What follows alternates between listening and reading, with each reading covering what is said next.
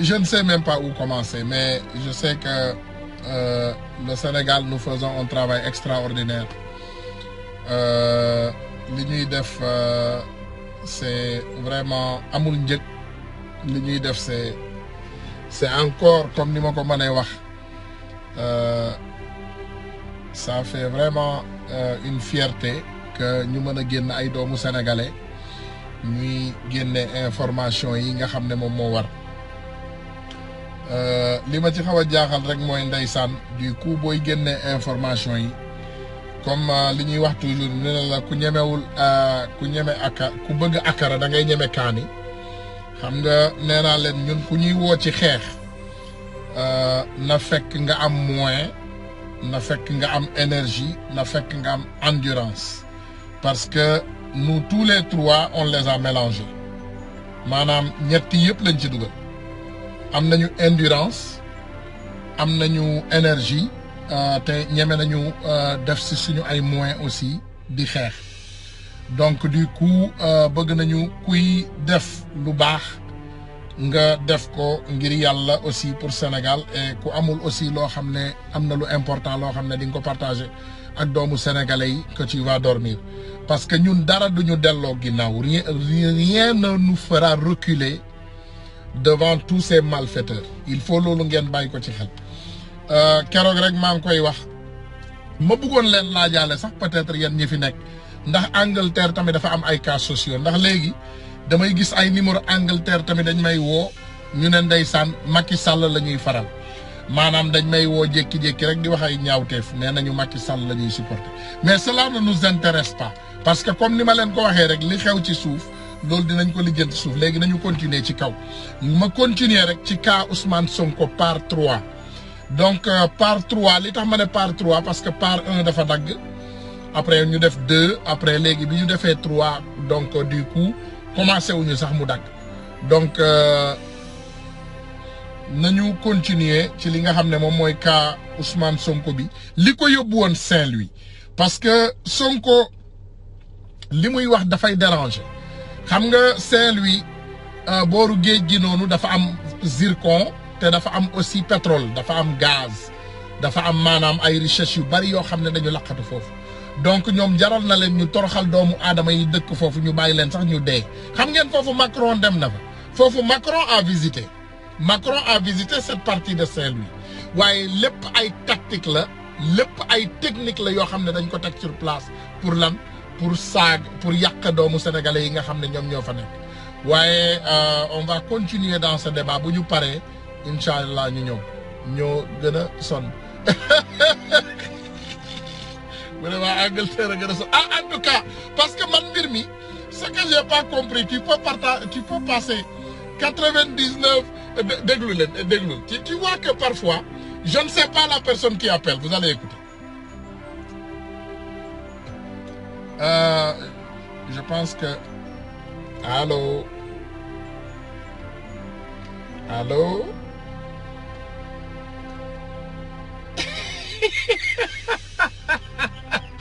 ay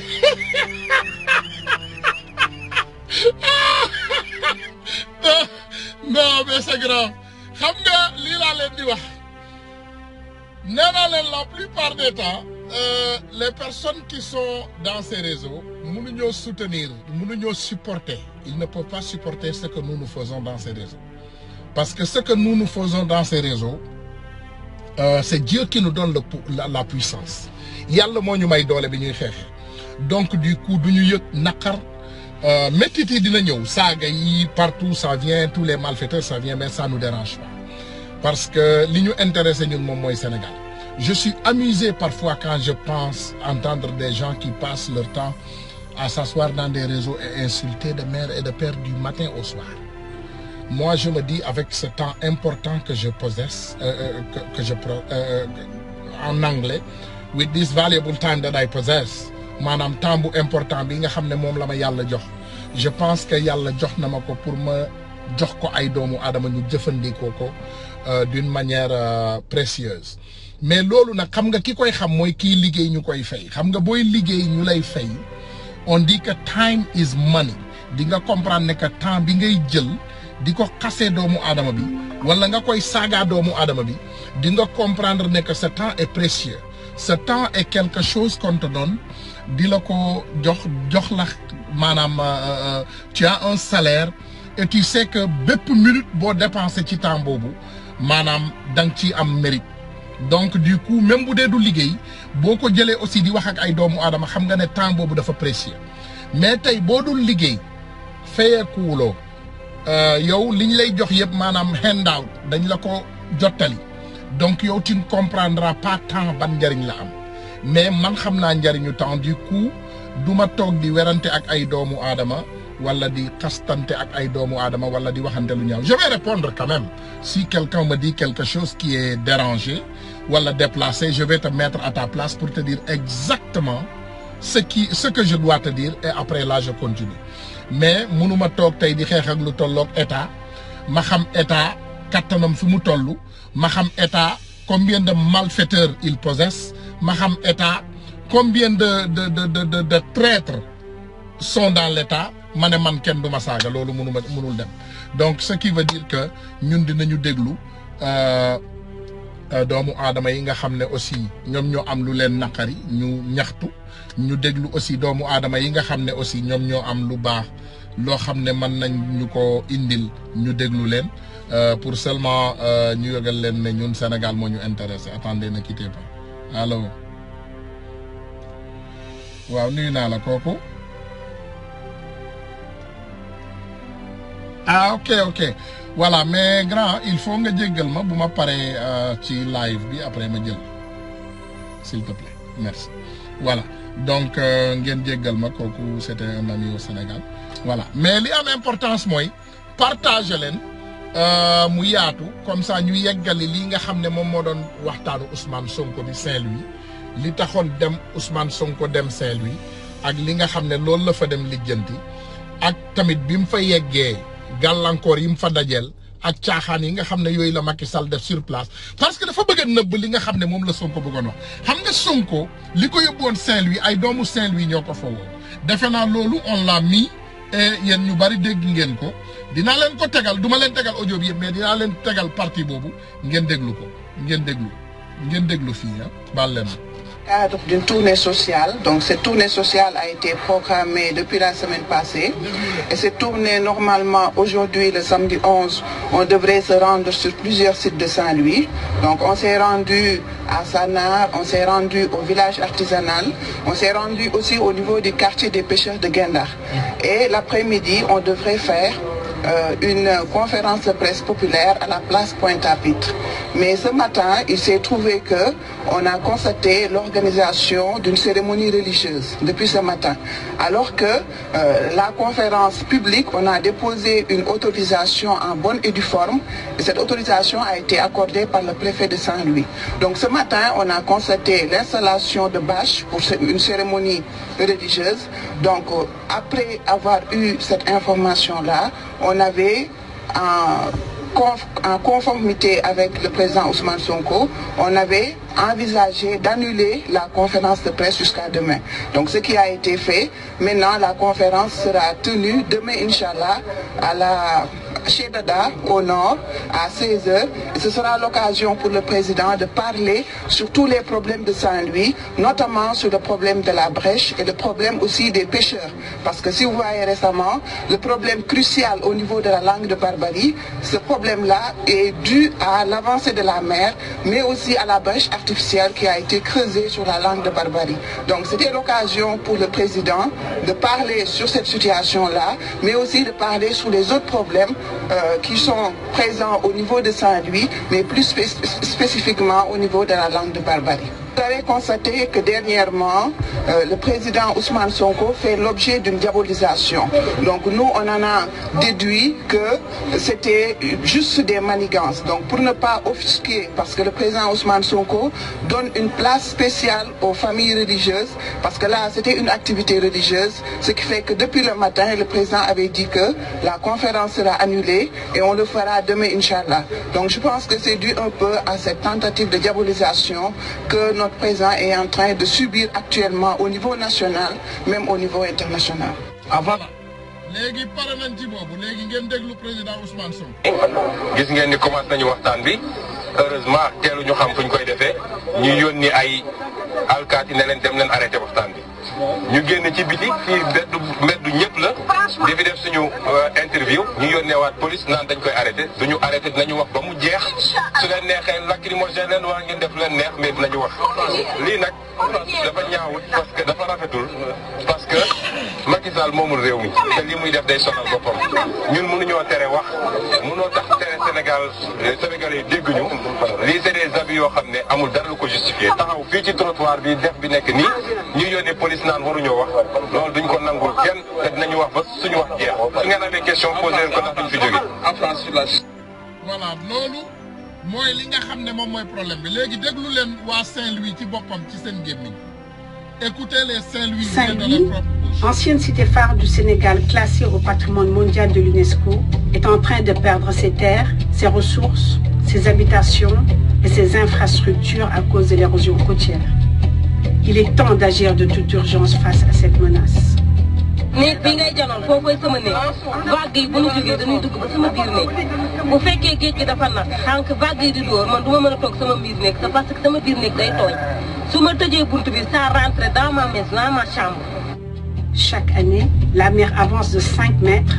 obligeant plus de 200 familles à abandonner leurs foyers et leurs biens. 1 millier d'autres sont menacés par les risques d'inondation et les effets de l'érosion côtière.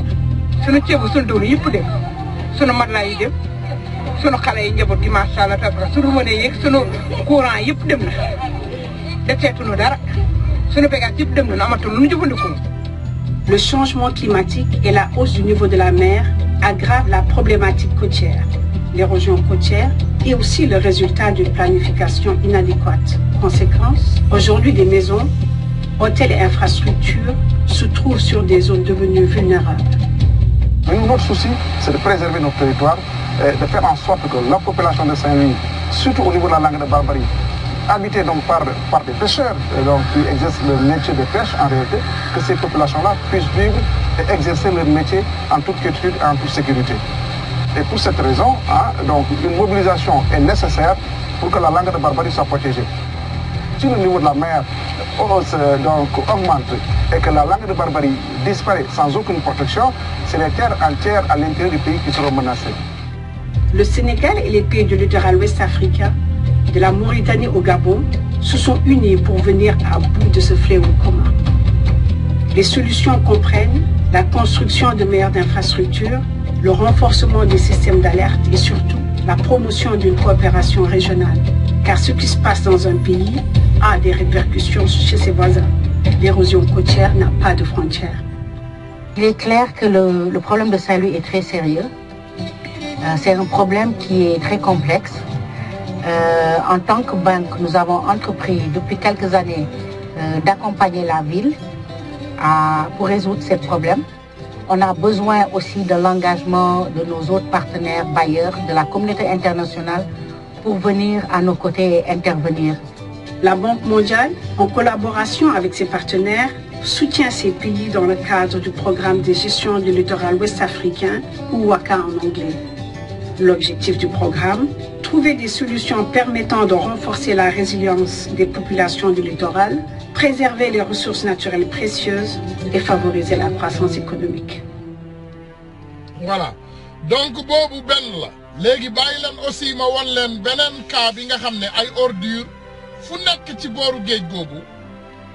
ma won len ko Saint-Louis abandonné à elle-même. Voilà, légui ñu ñëwaat fofu. Ngeen sétante. Salam alaikum mbokk internautes yi ñuy suivre ci www.azactu.net. tey nag ñu ngi biir Saint-Louis fu xam Saint-Louis xam ne bokk na ci ville yi gën a rafet Sénégal ville yi gën a attractive fii ci Sénégal ville yi nga xamante ni bokk na sax ci ñuy doxal tourisme mais nag Saint-Louis rafet na lool waaye am na ay problème am problème mu Saint-Louis waxoon nañ fi érosion côtière dañuy fàtte ne problème mu Saint-Louis aussi dafa nekk les ordures mbalit mi tey bu ñu ñëwee fii ci plage bi ñu gis ne plage bi c'est bien beau mais dafa saleté y a beaucoup d'ordures ñu bëgg a xam nag yan précaution la état bi jël ci problème bi mais aussi ñu bëgg a xam ñi nga xamante ni ñooy riverains yi fi dëkk nan la ñuy vivre situation bi. soxna si ñu ñëw gis sa koñ bi xam ne koñ bu neex la ndax am na géej te tamit rafet na ndax gaal yi ñu ngi fi waaye li ko yàq mooy fii dafa bëri mbalit dafa am xet ndax dañ fi tuur aussi ay ndox yoo xamante ni xet bi neexul ndax yow loolu bokk nga ci ñi koy def avant tout. man fi ñu koy def si naa bokk ndax problème bi amuñu fu ñu këpp joxuñu ay boolu mbalit joxuñu ñu def kaay mbalit fii noonu am fi ngeen koy këpp mbalit mënuñu ko denc suñu biir kër yi dafay xasal ndax balaa ngaa set ginnaaw faaw nga set si mbedd yi ñun suñu bundu kër daan ko balewoon set waa ko ñëwee si jax gi noonu am fu leen koy këpp. dëgg lan moo tax jëloo leen ay mbalit di ko teg pour bu oto bi ñëwee ramasser mbalit bi yóbbu ko. suñu bundu kër yi ku ne am nga pôle sa bundu kër waaye da nga ko fay dajale ba mu gas sax doo gis oto daal oto mbalit. lu tax loolu. ñun xamuñu lu tax maire bi danaan joxe ay pôle ñun gisuñu suñu bopp si pôle yi gisuñu suñu bopp si oto yi bu ñu commencé liggéey ba tey suñu doom yi dex gi nañuy sangoo ñu fi nañuy fooye waaye teewul suñu mbënd bi yëpp fi lañ koy këpp. ndax yéen xam ngeen ne ndox bi ngeen di tuur fii ak mbali bi non seulement day dàq jën yi waaye mën naa indi yeneen jàngoro yoo xamante ni ay microbe yoo xam ne dana peut-être indil problème seen doom yi ba pare tamit plage bi dinañ dem ba yéen dootul leen fi mën a sangoo. dëgg ndax xam nga ne plage bi dégg koo xool xam nga nit ñi dootuñu fi dugg xale ndaw yëpp fi dugg ndax salt na salte boo xam ne day indi feebar suñu yaramu doom yi léeg-léeg nga gis ay putte lu ne ngay gis suñu yaram yi amuñu jumtukaay. léegi nag yow lii lan moo ciy pexe. lan mooy pexe xanaa mairie bi jàppale ñu état jàppale ñu indil ñu ay pôle mbalit jox ñu ay oto jox ñu gat ndax ñun fii nañu am fii bu amulee jën ñun duñu mën a liggéey suñu doole si nañuy liggéey suñu jëkkër si nañuy liggéey lii moo ñuy dundal bu géej gi tëjee ñun tamit dañuy tëj ndax xoolaat dëkk ba géej gi tëjee ba léegi ba ñu arrêté koop ñun kenn liggéeyatul ñëpp ñu toog suñu dund kër Macky Sall ñu jàppale suñu réew mi jàppale laa nga da bari góor gi ñu ñëw fii fekk fii yëpp am mbalit am ay ndox yu tilim te fii nekkoon place bu rafet ñu bëgg a xam tey lii lu ko fi indi ak lu ko fi waral. waaw boo gisee loolu faral di am nii mooy ñàkk place bu nga xamante ni mën nañ fi di def mbalit parce que boo amoon place boo xam ne mbalit mi toujours dañ ci faa def bu oto ñëwee di ko jël si bon du am benn problème mais suñu problème yëpp mooy amuñu loo xamante ni dañ fi mën def mbalit oto ma ñëw di ko jël si di yóbbu lu ñool suñ mooy suñu premier problème boo gisee fii ni mu mel sax daa xamante ni toujours nag dañ koy setal toujours mais balay am benn semaine nga seen moom mu dellu fa mu nekkoon encore di boole ndox ak mbalit ci loolu mu gën nekk danger encore waaw couche yi si yi ñu gën a sonn si la ba couche bon man daal ni ma gisee fii bërëb la bu nga xamante ni boo yombal na setal mais suñu jafe-jafe mooy ak suñu environnement ba place bi nga xamante ne war nañ fi mën def mbalit di fi di lu waaye am suñu mbalit di ko fa def loolu mooy suñu jafe-jafe bu ñu ko amoon daanaka xam naa ni bon lu bëri mën na wàññeeku quoi. yow nga nekk responsable ci pêcheurs yi ñu bëggoon a xam tey mbalit mi ak ndox bi lan lay def ci seen liggéey. waaw boo xoolee dex gi gis nga dex li fi nekk nii kii daanaka jën fi nekk waroo mën dund normal sax doo ko dund parce que ndox jën dafa soxla place bu set bu amee ay xeer ci ndox moo gën mbalit ci ndox bu dee xeer jën yu dafa fi mën nekk def fi dëkkuwaay di dugg ak di génn bu dee doj xeer loo fi mën sànni amul problème du mais bu dee mbalit bu nebee rek day yàq place bi jën wi nekk te place bi place moom boo xamante ne xeetu jën wu ne dëgg daan jàpp ci dex mais yooyu yëpp gisatuñu ko ci dara waralul loolu mooy dex léegi mbalit mi bare na aussi ñoŋatul daal bay jën man fi mu noppal. man fi laa dëkk fi laay liggéey moom. looy liggéey. man pêcheur la ay waaw yow ndax rafetlu nga situation bii nii nekk ci seen plage bi nga gis mbalit mi gis ñu fi këpp ndox ak lu ne yéen pêcheurs yi ndax yéen rafetlu. non loolu moom noo ngi koy métti lu baax a baax man da wax dëgg yàlla lu métti la nag parce que bu doon soogoo suñu quartier bi mu set képp koy tuur ku nekk rek fii service parce que lii nii lu ne jàngoro bu ne lay indi jàngoro bu ne lay bu doon suñu soogoo fii yëpp nii maanaam day set wecc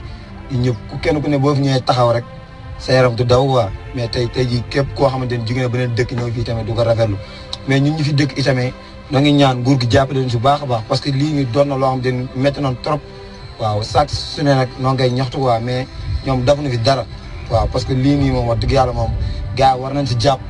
Macky Sall jàpp si itamit lii nii mu jógee fi quoi. ndax yéen seen koñ amul foo xamante ni bu ngeen fa tegee mbalit bi oto bi day ñëw. amoon na fi waaye oto bi léegi ñëwatul. oto bi ñëwatul. déedéet. léegi donc mbalit bi daal fii lañ koy bàyyi ci wetu plage. an kaay dugal si ndox mi. koy dugal ci ndox mi bàyyi ko foofu. waaw. ndax gis nga ne plage bi léegi dafa salte dafa xeeñ. dafa salte waaw ndax xet bi dañ ñëw suñu kaw. loolu lan moo ko waral. loolu ka ay salte rek affaire salte la boobu waaw. ndax gis nga ne baax na tey ñuy jël mbalit mi di ko sotti fii ci plage. loolu gaa baaxul déedéet. voilà donc defe naa partie boobu aussi gis ngeen ko ngeen jéggal ma rek parce que fi mu ne nii léegi temps bi bareetul mais léegi ma jox leen lumière ressources yi nga xam ne moom moo nekk foofu ci plage boobu léegi déglu leen kii di Clédor Sène bu Sénégal maanaam hydrocarbure mooy pétrole ak gaz parce que ñaar yooyu ñooy faral di ànd léegi li ngeen gis nii yëpp ay permis yu ñu joxe la te ci nguuru Macky Sall lañ ko joxe chaque couleur benn société moo ko moom couleur rose bi ñaar yi Casamance ak Saloum Tende Oil lañ ko jox mooy Ovidiu Tende bi nga xam ne dañ ko tëj kaso Roumanie 7 ans lañ ko condamné te nee nañu ci lu kenn weddeegul ba léegi jox na 18 milliards fondation Marème Faye Sall te dégguma ñoom ñu def ci démenti wala ñu lijjanti ko xam nga ñoom moom ñaari bloc yi kii c'est toute la région de Casamance pétrole la jox nañ ko Tende Oil toute la région du Sine et du Saloum pétrole la donte bloc bi bloc bu Saloum lañ ko tuddee ñu ngi ko joxe 2013 en rouge en rose waaw léegi bi nekk nii ci digg bi mooy beige c'est le bloc de Diourbel waaw bloc bu Diourbel la mooy bi ñu def émission bu rectangle bi donc bi ci kaw nii mooy bloc Louga bloc bu Diourbel bi AZ Petroleum lañ ko jox bi ci kaw mooy bloc Louga benn société bu tudd T5 Oil lañ ko jox mais filiale am bu tudd Black Stars moo signé contrat yi Black Stars moo ci nekk mais Black Stars mooy T5 Oil moom la ñu jox bloc bu Louga bi Louga la ñu tuddee bloc bi mais boo xoolee dafa englobé région de Saint-Louis ba frontière Mauritanie ba ay Dagana ak Podor ak yooyu yëpp da ko englobé mais bloc bi ñu ngi ko tuddee Louga comprendre donc lii mooy li ci jéeri ji léegi lu vert lii région de Diender xam nga doon naa fi wax Pire am na gaz ak yooyu ñu may weddi léegi région de Diender et de Thiès yëpp ci gaz la toog mais dañ ko jox société bu ñuy wax Fortesa waaw mooy les amis de Macky Sall la ñoom Pierre Marouane Hamé alors léegi ci jéeri ji ci géej gi lii yëpp tam ay permis la plus de 14 permis yoo xam ne jox nañu Oryx Petroleum jox nañu Oranto jox nañu Far Limited ConocoPhillips Woodside Cosmos Energy bëri nañu ak Elenilto dinañ ci def émission spéciale parce que ay israéliens lañu dañ leen jox plus de 7000 kilomètres carrés de nappe pétrolifère fii en Casamance ba noppi nangu contrat bi ñoom tam ñu ngi en contentieux ak État du Sénégal léegi ñoom moom le groupe Onomo donc Elenilto dinañ ci def taxaw seetlu benn firme israélienne la bu ñu jox permis pétrole fii en Casamance plus de 7000 kilomètres carrés de nappe pétrolifère boo xam ne dafa am contentieux ak Sénégal parce que bokk na ci permis yi Macky nangu ñoom moom groupe Onomo gis ngeen hôtel Onomo nekk yoonu aéroport gis nga hôtel boobu gis nga fa palanteer wala balcon mais façade pour beauté architecturale la pour éclairage ak aération mais façade boobu loo fay gis rien du tout donc nañu def nañu taxaw ci société boobu le groupe Onomo ak Elenito wax leen li nekk ci biir. voilà jéggal leen. nit ñi mënuñu ko sax njort c'est grave donc à part ñooñu Cosmos Énergie ak BP bi yor léegi le bloc bi ñu joxoon Timis Corporation muy blocu Kayar ak blocu Saint-Louis. blocu Kayar ak blocu Saint-Louis. léegi blocu Kayar bi ak blocu Saint-Louis yàgg nañ ko trouver parce que la First Exchange Corp ci document bi mu leen njëkk a woon mooy le papier de 93 moo defoon les travaux de recherche et d'exploration First Exchange Corp ay américains lañu léegi travaux yooyu la ñu reprendre en 91 léegi lii Jeune Afrique économie la bu 1997. Sénégal Eldorado. C'est Eldorado minier. mooy un paradis minier. de 87 déjà 97 plutôt déjà léegi fii la ñu wax. lii 97 la. 1997 Jeune Afrique économie de 1997. plus de 20 ans j'ai gardé ce document là parce que ça m'intéresse. donc du léegi laa intéressé wu ci débat pétrole ressources minières ak yooyu tout ça aw moom fu mu leen koy kële mais léegi c'est fait te di ngeen xam lépp incha allah donc ci la ñu wax ni blogu Saint-Louis bi ak Kayar bi ñu ngi ko découvrir à Casamance 91 des découvertes ont été faites la ñu wax. depuis 91. waaw lañu confirmer potentiel bi parce que First Exchange Corp découvriroon na ko depuis 1987 déjà mais 91 jumtuwaay day évoluer ci la ñu confirmer potentiel. mais grand pour yow lan moo tax musuñu am benn autorité yoo xam dañuy gérer wala suñu état wala suñu gouvernement mu taxaw dévoiler lii wax ñu que Sénégal am na ressources humaines. que bu ñuy jot ba koy exploiter sax te ñun yëguñu ko la c'est quoi le problème en fait. parce que amul benn nguur